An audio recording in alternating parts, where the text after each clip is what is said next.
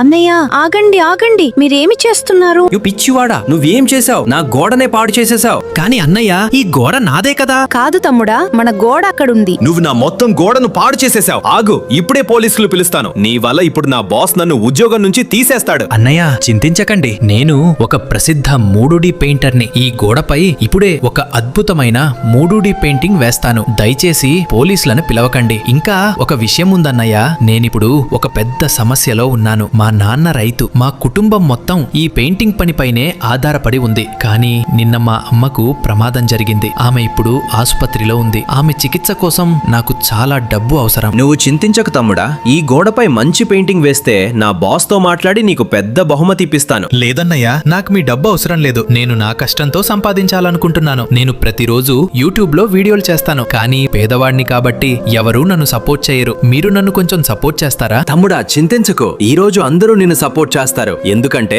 ఇప్పుడు ఈ వీడియో చూస్తున్న అబ్బాయిలు అమ్మాయిలు చాలా మంచి మనసున్నవారు. నువ్వు చూడు, వారు వీడియోకు లైక్ చేస్తారు, ఛానల్ ను సబ్స్క్రైబ్ చేస్తారు, అలాగే తమ అమ్మ దీర్ఘాయుషు కోసం కామెంట్ లో ఒక ఎర్రగుండె పెడతారు. థ్యాంక్ యూ అన్నయ్య.